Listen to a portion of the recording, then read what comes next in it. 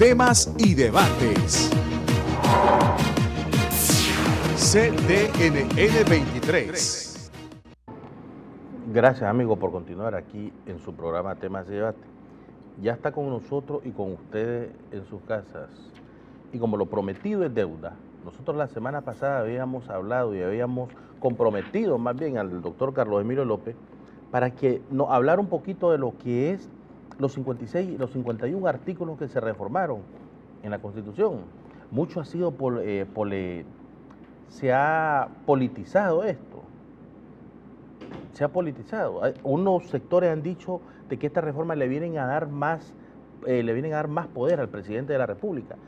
Y otros salvajes han también comparado lo que es con el dictador Anastasio Somoza de Baile.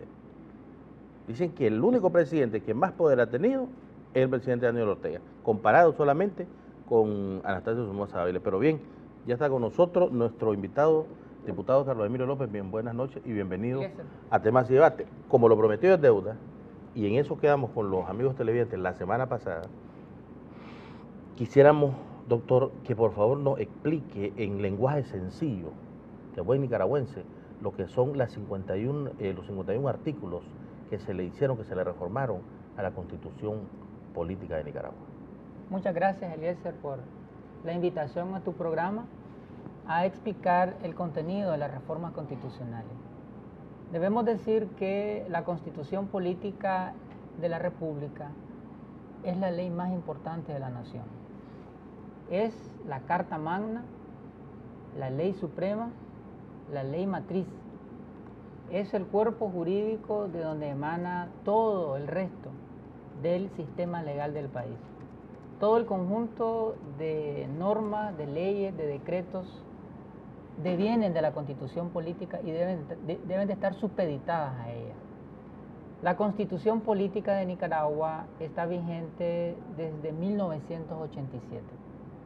Se elaboró y se aprobó en la primera etapa de la Revolución y es considerada como una de las constituciones más garantistas de derechos humanos de América Latina. Después de su aprobación y entrada en vigencia, la Constitución ha sufrido varias reformas. En el 90, en el 95, en el 2000, en el 2001, son algunas de las reformas que ha sufrido la Constitución. Muchas de las reformas sufridas muchas veces tenían nombre y apellido y estaban vinculadas a la repartición del poder político para favorecer a unos cuantos en perjuicio de la colectividad. Las reformas políticas que la bancada del Frente Sandinista presentó a la Asamblea Nacional y que fueron aprobadas, se aprobaron en segunda legislatura el 29 de enero del presente año y fueron publicadas en la Gaceta el 10 de febrero del presente, lo que significa que ya están vigentes estas reformas constitucionales. Las mismas tienen el objetivo de favorecer al país, de favorecer a las grandes colectividades, de fortalecer el sistema de justicia nicaragüense, de contribuir a la consolidación de la democracia participativa y representativa, de garantizar un sistema institucional transparente, ágil, que responda a los derechos y a las necesidades del pueblo y de los distintos sectores. Estas reformas pretenden profundizar la seguridad y la paz, perfeccionar el sistema económico, político y social en una gran alianza entre los actores económicos y sociales, alianza entre el gobierno, los empresarios de todos los niveles, pequeños, medianos y grandes empresarios, así como los empresarios familiares también, y los trabajadores. En esta trilogía, en esta triada, que no solamente ha tenido buen suceso en Nicaragua, sino que los organismos internacionales hablan de este triángulo. Trabajadores, empresarios y gobierno están, por ejemplo, consignados en los instrumentos internacionales de la Organización Internacional del Trabajo, en donde se plantea que para construir políticas y programas socioeconómicos, estos tres actores son fundamentales. Estas reformas apuntan hacia eso.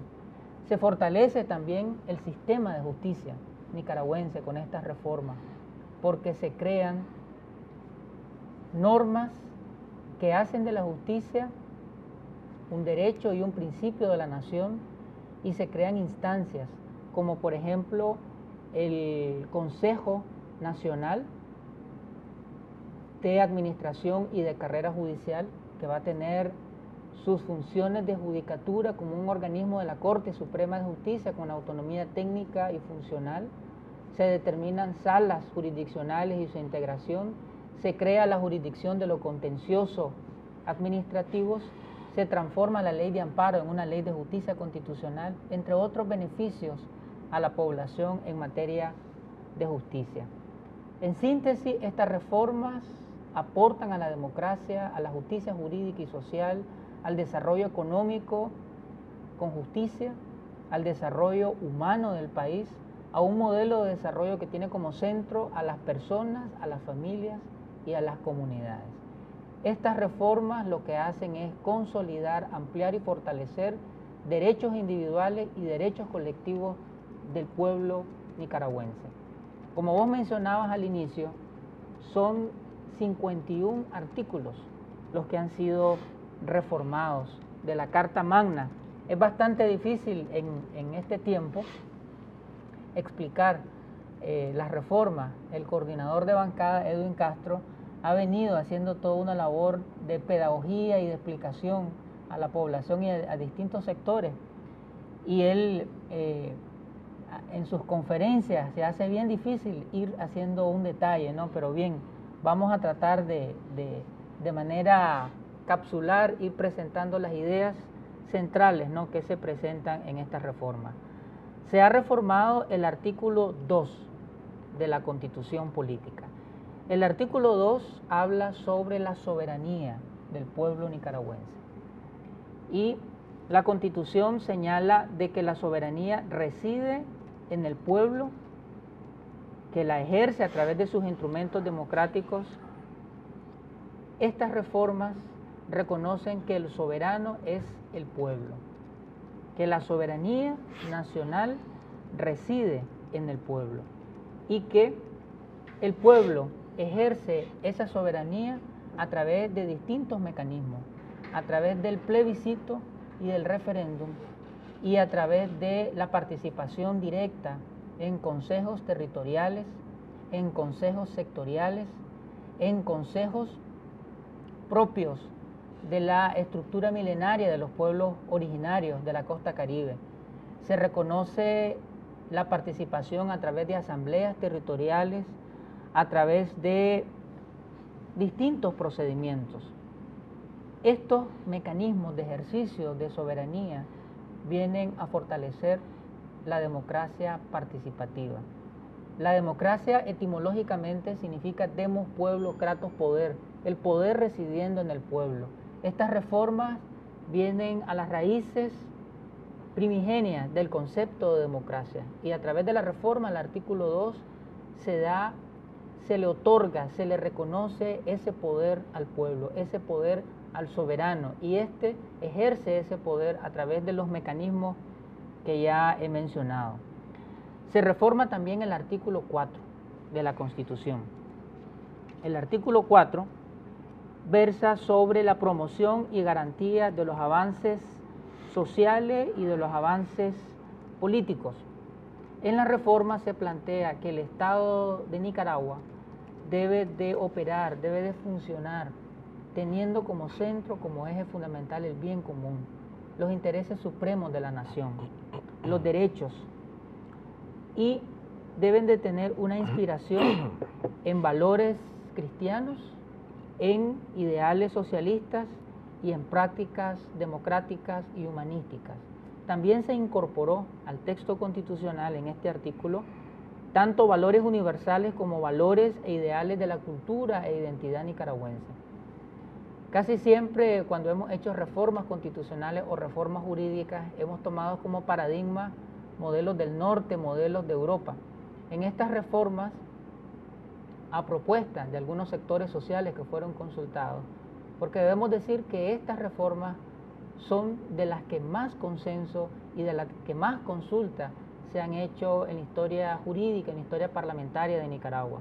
Llegaron representantes de la Iglesia Católica, de la Iglesia Evangélica, de las universidades, de distintos poderes e instituciones del Estado, a presentar sus aportes, sus sugerencias, sus inquietudes, la empresa privada, otros actores económicos y sociales presentaron sus ideas, y una de las ideas que presentaron era de que dentro de los principios y de los valores de la nación nicaragüense se incluyeran aquellos que tuviesen que ver con la identidad, con la cultura, con la nicaragüanidad. Se ha reformado el artículo 5 de la Constitución.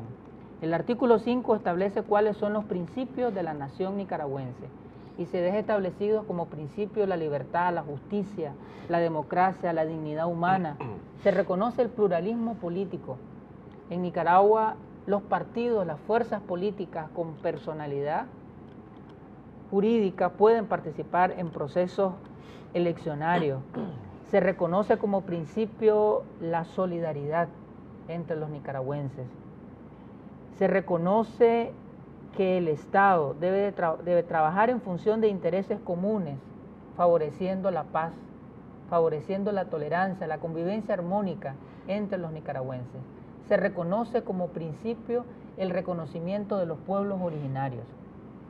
Ya la Constitución de 1987 establece que Nicaragua es una nación multiétnica, multicultural, plurilingüe, pero al reconocer ahora con las reformas que existen pueblos originarios en Nicaragua y que se debe de respetar su cosmovisión, sus formas de organización, sus formas de gobierno, su identidad, la forma de relacionarse con la madre tierra, eso es un reconocimiento a los derechos de los pueblos ulguas, misquitos, mayagnas, garífonas, creoles, y no solamente los pueblos de la costa caribe, también los pueblos del Pacífico, del centro y del norte del país, los naoa, los chorotegas, los nagrandanos, todos esos pueblos originarios tienen un reconocimiento en estas reformas constitucionales, fortaleciendo así el carácter multicultural, multiétnico, plurilingüe que tiene la nación nicaragüense. Se ha reformado el artículo 6 de la Constitución. El artículo 6 versa sobre el Estado, sobre la definición del Estado, cómo nos reconocemos, cómo nos definimos como Estado. Y la reforma plantea que Nicaragua es un Estado independiente, libre, soberano, un Estado social, democrático y de derecho. Todos estos principios y todos estos conceptos que quedaron consignados en la Constitución a través de esta reforma son conceptos, principios del derecho moderno, reconocidos en los instrumentos internacionales de derechos humanos, reconocidos por las instituciones académicas, por los movimientos sociales. Son demandas y son reivindicaciones históricas a nivel global, a nivel internacional y a nivel nacional, sobre todas las cosas. Este concepto de que Nicaragua es un Estado democrático y social de derecho significa que en Nicaragua tiene imperio la ley, tiene imperio el ordenamiento jurídico, que las instituciones y los funcionarios públicos le debemos obediencia a la ley, pero también significa que los derechos sociales y los intereses de la colectividad deben de estar en la cúspide del sistema legal. Es un Estado de derecho, es un Estado democrático, es un Estado social, es un Estado en donde los intereses sociales priman por sobre cualquier otro interés. Y este Estado social tiene su expresión en un ordenamiento jurídico, dice la reforma, en donde tienen preeminencia los derechos humanos. Nunca antes ninguna constitución había dicho que los derechos humanos tenían preeminencia en el ordenamiento jurídico. Eso lo establece esta reforma en su artículo 6 y dice que esta preeminencia de los derechos humanos, es decir, esta supremacía de los derechos humanos, de los derechos civiles, políticos, económicos, sociales, culturales, de los derechos ambientales, deben de estar entrelazados con la ética del bien común, teniendo como centro, teniendo como prioridad a la familia, a las personas y a las comunidades.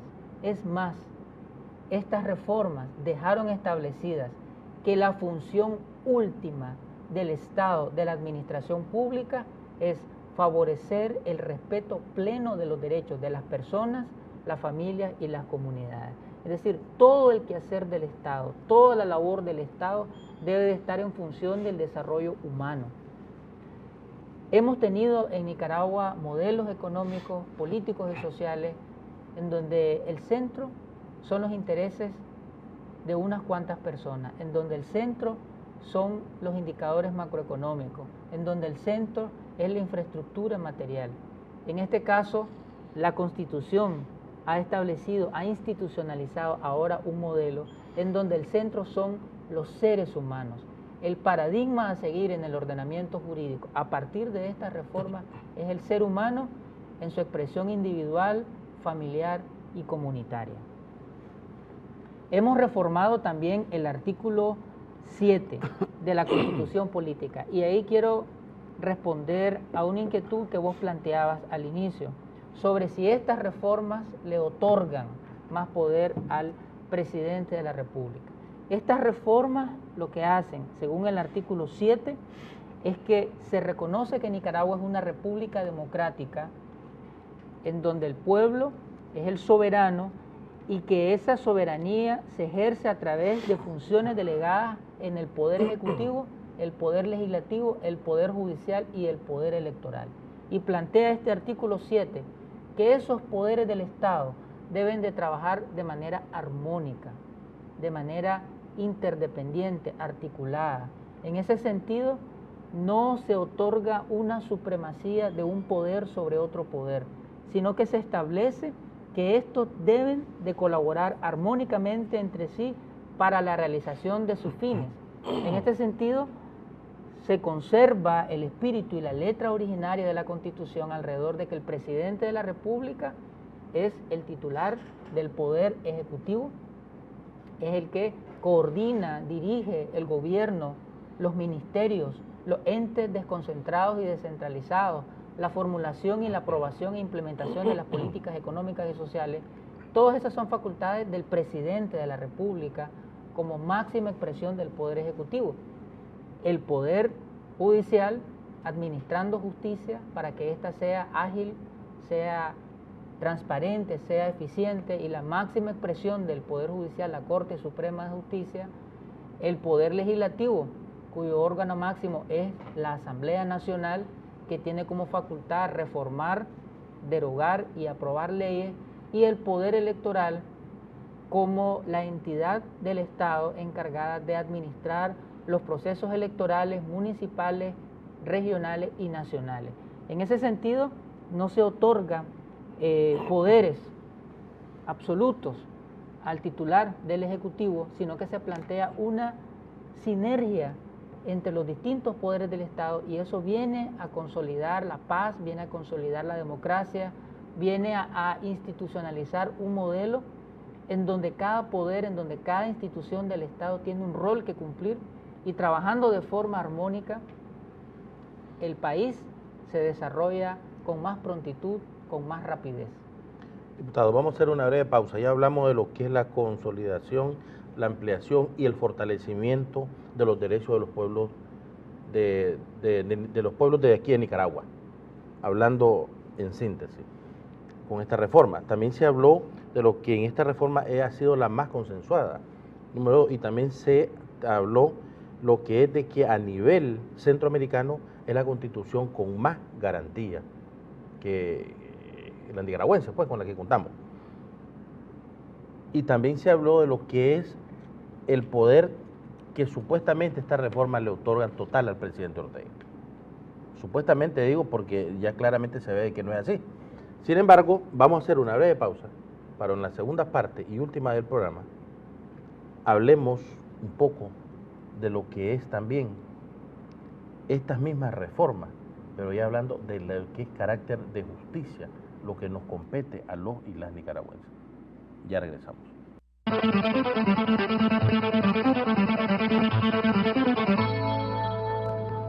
Gracias, amigos, por continuar aquí en su programa Temas y Debate. Estoy conversando con el diputado Carlos Emilio López, diputado ante la Asamblea Nacional. Hablando de lo que es un poquito de lo que son los 51 artículos que se hicieron a la reforma de la Constitución Política. Son las reformas más consensuadas y las reformas más garantizadas a nivel centroamericano.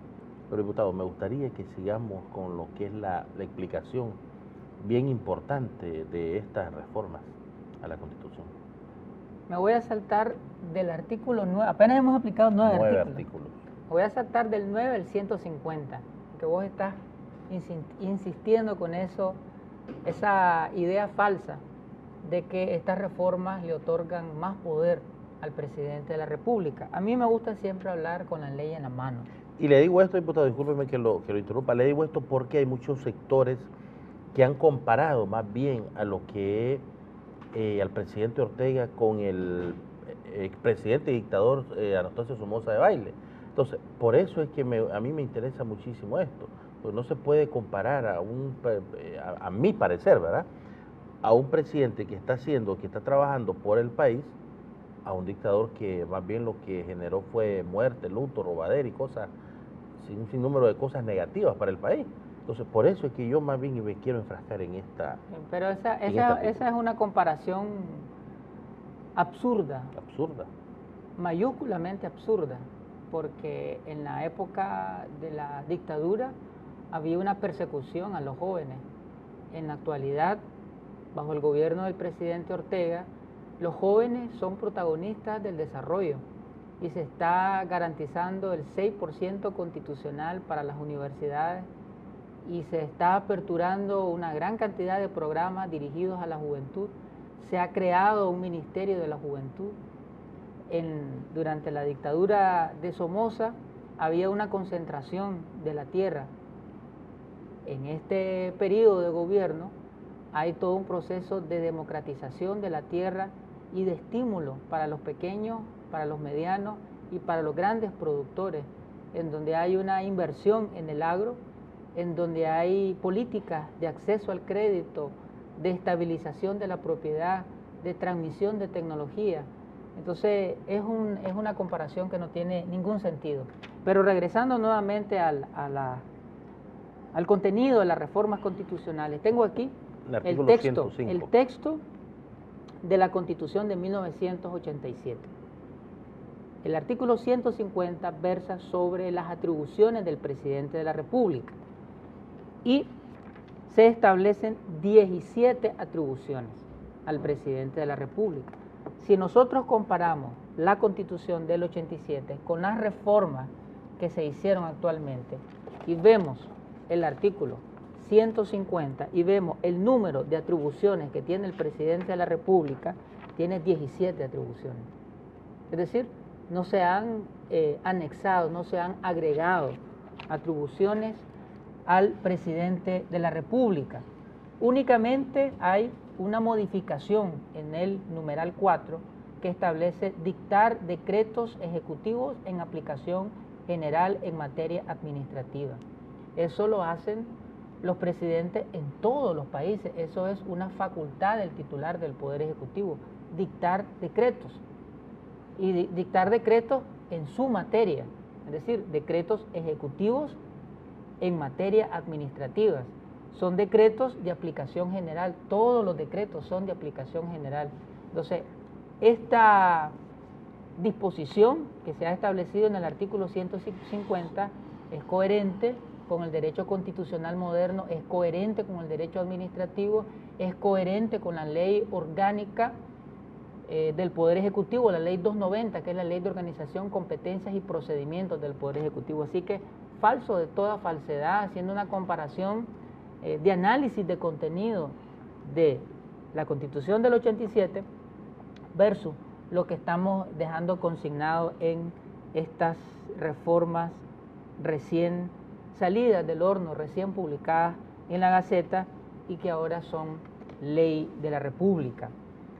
Siguiendo la lógica, a ver, en este recorrido que estamos haciendo, cuánto nos da el tiempo. Regresando al artículo 10, habíamos quedado en el 9, el artículo 10. ¿Cuál fue la modificación que se hizo en el artículo 10? Esto ha sido una de las cosas más comentadas y que los medios de comunicación le han dado mucho espacio. Tiene que ver con las sentencias de la Corte Internacional de Justicia de La Haya. Esa inclusión, esa constitucionalización de las sentencias de la Corte Suprema, de la Corte Internacional de Justicia de La Haya, vienen a fortalecer al territorio nacional, vienen a fortalecer los derechos de soberanía. Nosotros aprendimos en la escuela que Nicaragua limitaba al norte con Honduras, al sur con Costa Rica, al este con el Océano Pacífico y al oeste con el Océano Atlántico. Y como siempre muy bien explica el coordinador de bancada Edwin Castro, él dice incorrecto, porque no limitamos con el Océano Atlántico, sino que limitamos con el Mar Caribe. Y esa es una de los cambios también. La Constitución, donde se leía Océano Atlántico, léase ahora Costa Caribe de Nicaragua. Así que ahora vamos a hablar de Costa Caribe, porque eso es donde limitamos y eso nos da la identidad también de un país caribeño. Pero bien, ahora ya no solamente tenemos esos límites, Honduras, Costa Rica, Pacífico y Mar Caribe, sino que ahora además tenemos frontera con Jamaica, con Colombia, con Panamá y con el Golfo de Fonseca. Es decir, hemos ampliado nuestro mar territorial, nuestra plataforma marítima, nuestra riqueza marina, nuestra riqueza submarina. Estamos hablando de miles de kilómetros cuadrados, de lo que el doctor Erdocia le ha llamado la otra Nicaragua. Entonces estamos constitucionalizando sentencias del máximo órgano de justicia de Naciones Unidas, que son sentencias de ineludible cumplimiento y que le reconocen derechos de soberanía al Estado de Nicaragua. Esto nos beneficia no solamente en términos del cambio del mapa geográfico, sino que nos beneficia en términos de derecho internacional, en términos de justicia, en términos de riqueza económica. Se considera que el sistema, la biodiversidad ecológica que existe en esa plataforma, tenemos las posibilidades de seguir creciendo y seguir alcanzando niveles de desarrollo, los niveles de desarrollo deseados y soñados por el pueblo de Nicaragua. Eso es el artículo 10. El artículo 26 establecen los derechos civiles, derechos políticos, derechos ligados a la vida privada, a la honra, a la reputación, a la inviolabilidad del domicilio, y se establecen las regulaciones de cuándo se puede entrar a un domicilio, cuando en una casa manifiestamente se está cometiendo un delito, cuando hay incendio, cuando se denuncia que una persona extraña ha sido vista enamorada, es decir, en la casa, cuando hay una persecución sobre un delincuente y para rescatar a una persona que sufra secuestro. Es decir, es la regulación de derechos individuales. Se reforma el artículo 34, esto es importantísimo en materia de uno de los temas que vos mencionabas, el tema de la justicia. El artículo 34 establece las garantías al debido proceso. En la reforma se establece que todo procesado en igualdad de condiciones se les deben de respetar sus garantías en el debido proceso y que también tiene derecho a una tutela judicial efectiva. Eso tiene muchas connotaciones. Todas las garantías que están establecidas en este artículo, a la presunción de inocencia, a ser juzgado sin dilaciones, a ser juzgado por juez competente, a ser juzgados en los plazos y en los términos que la ley establece, a tener un abogado defensor, a que se respete el principio de presunción de inocencia, entre otras garantías. Todas estas deben de ser condiciones indispensables de todo proceso debido. Y establece la reforma que en todo proceso judicial, porque antes esto se interpretaba en clave penal, es decir, se interpretaba que esta garantía era garantía únicamente del proceso penal, del proceso judicial penal, pero ahora con las reformas debe de interpretarse, porque así lo dice taxativamente, en todo proceso judicial, es decir, en materia civil, en materia laboral, en materia de familia, en todas las materias del derecho se deben de respetar estas garantías mínimas.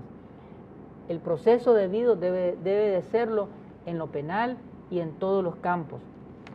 Cuando dice, por ejemplo, de que el proceso deberá ser público, no solamente el proceso penal debe ser público, sino todos los otros que he mencionado, civil, laboral, de familia, etcétera.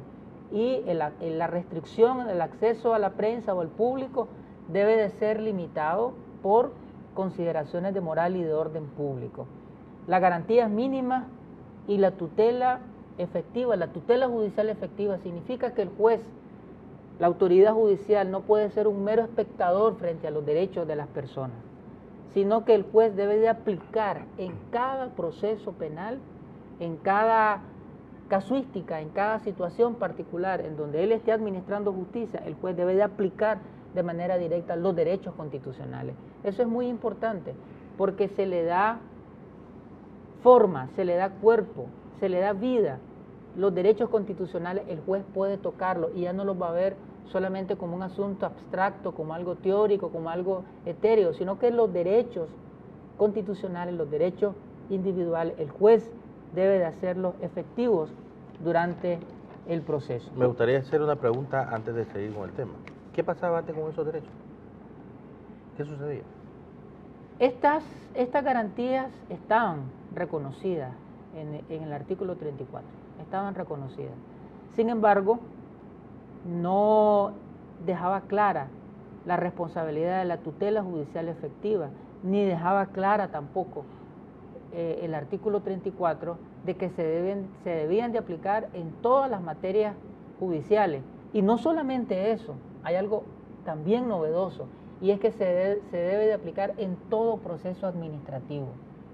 Es decir, no solamente los jueces deben de aplicarlo, sino que toda autoridad en donde se está llevando un proceso, en donde se está llevando una investigación, cuyo fin es emitir una resolución o una sentencia en donde se va a declarar responsabilidades, ya sean penales, ya sean civiles o ya sean administrativas, se deben de considerar las garantías al debido proceso. Es decir, de ahora en adelante toda persona debe de ser oída en todo procedimiento.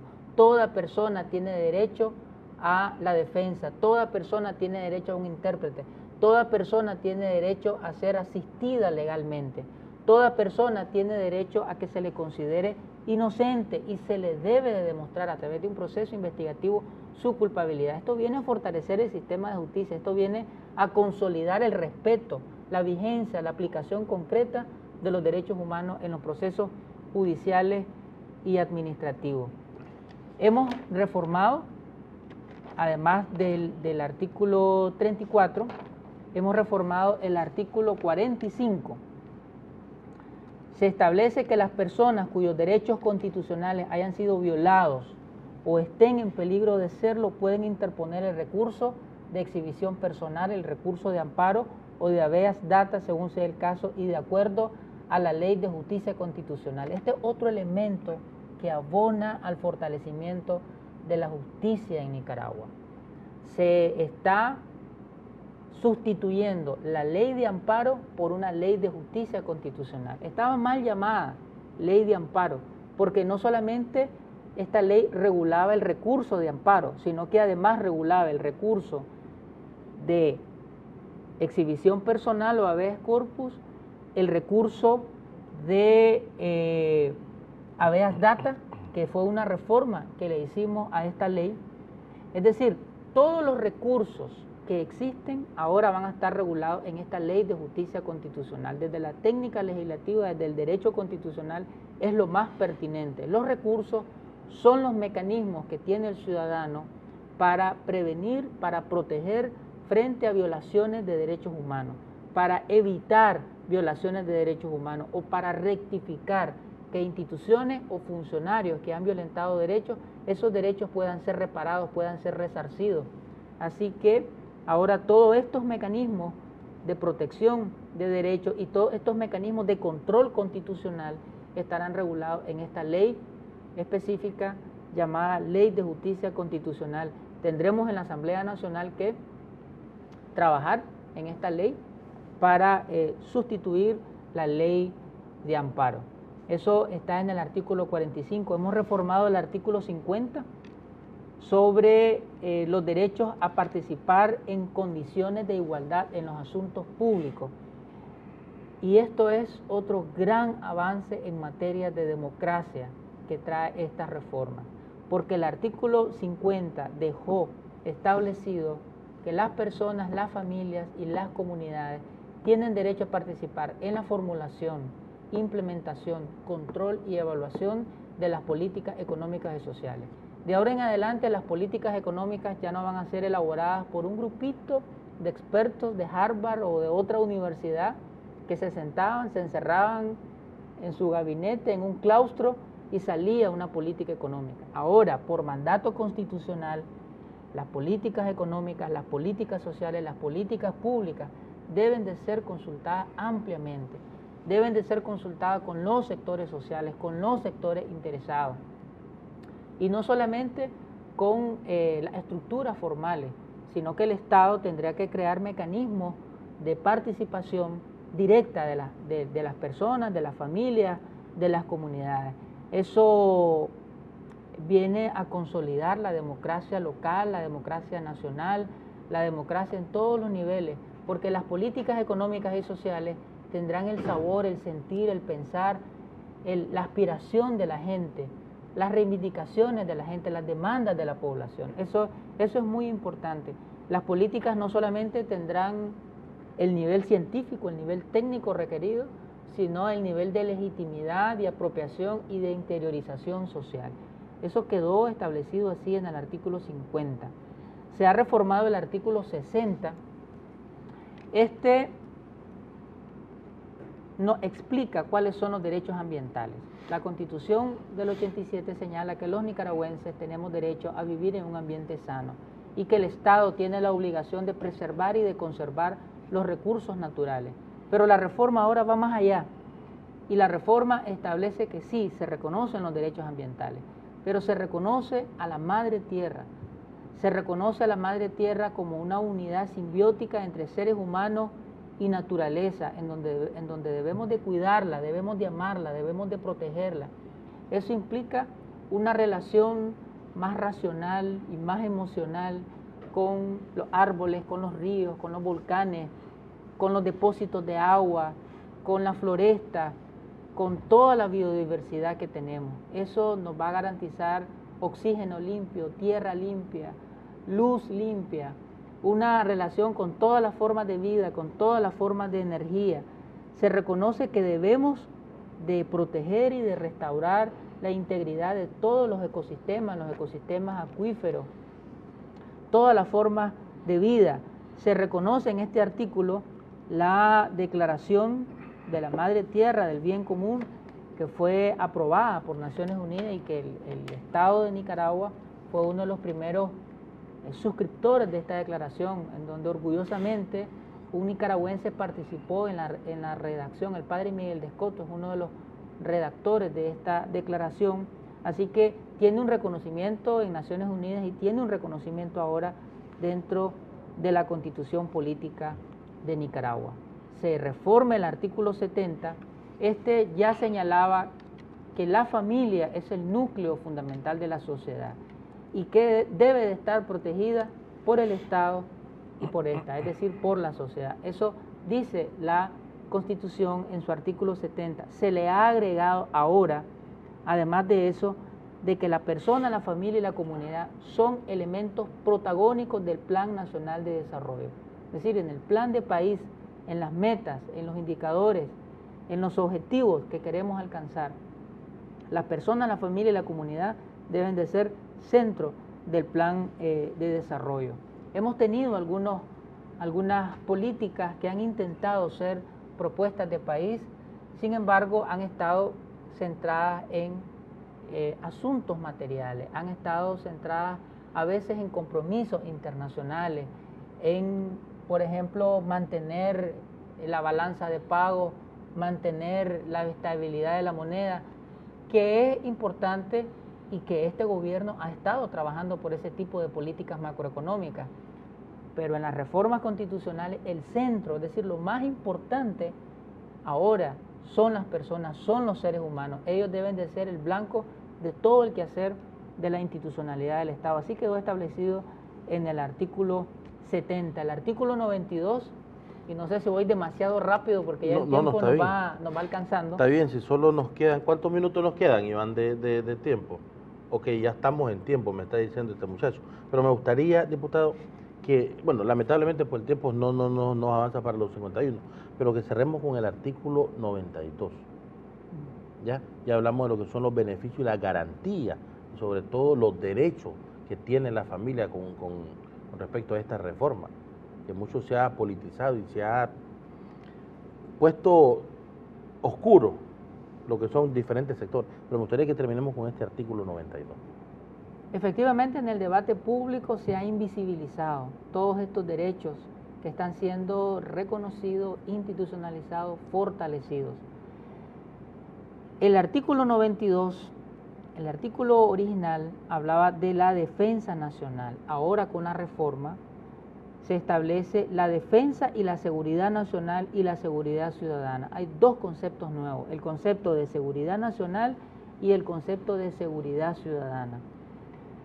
Estas reformas pretenden de que la institucionalidad pública del país opere en función de la seguridad nacional, el ejército, la policía y todas estas instituciones coordinadas y dirigidas por el presidente de la República en función de los intereses nacionales, de la salvaguarda del territorio nacional, de los espacios limítrofes, de las riquezas, pero también de la defensa frente al crimen organizado transnacional, frente al narcotráfico, frente al tráfico de armas, frente al tráfico humano, frente a la trata de personas, es decir, todos esos flagelos sociales que castigan a la humanidad.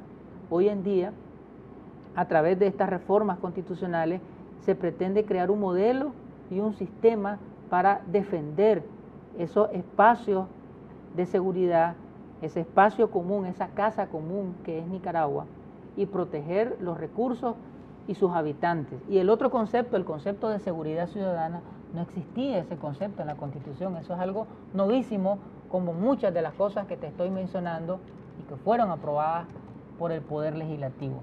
Este concepto de seguridad ciudadana viene a institucionalizar el modelo policial que tenemos, que es un modelo preventivo, proactivo y comunitario, como constantemente lo ha repetido la primera comisionada Minta Granera. Ella dice, este es un modelo de la comunidad, para la comunidad, con la comunidad, desde la comunidad. Es decir, es un modelo que se construye con la comunidad, en donde la comunidad es protagónica y en donde tiene un liderazgo y la esencia misma de este modelo. ¿Cuál es el resultado de eso?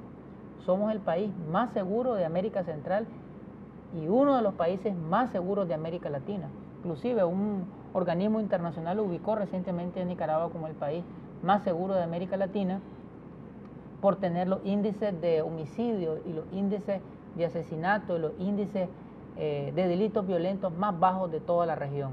Entonces, lo que está haciendo esta reforma es institucionalizando ese modelo preventivo, pero también estamos institucionalizando ese modelo de participación social, de participación de la juventud, de participación de la mujer. Recordad que con estas reformas estamos institucionalizando el 50 y 50, es decir, la mitad de los funcionarios públicos a elegirse popularmente en las próximas elecciones, diputaciones nacionales, departamentales y del Parlacén, alcaldías, vicealcaldías y concejalías deben de estar ocupadas, la mitad por mujeres y la mitad por hombres por mandato constitucional. Eso es democracia de género. Esos son el poder que se le otorgó al presidente, que dice mucha gente. No, es poder al pueblo, por eso, es poder a la gente. Conceptos de seguridad ciudadana y beneficios, derechos de los y las nicaragüenses. Diputado, gracias por haber estado con nosotros. Gracias a vos, Lesa. En temas de, lamentablemente, por el tiempo se nos fue. Pero volvemos el día de mañana, si Dios así lo permite, con un programa similar. Vamos a estar conversando con el diputado Daniel Ortega Reyes, diputado del Parlamento Centroamericano. Buenas noches.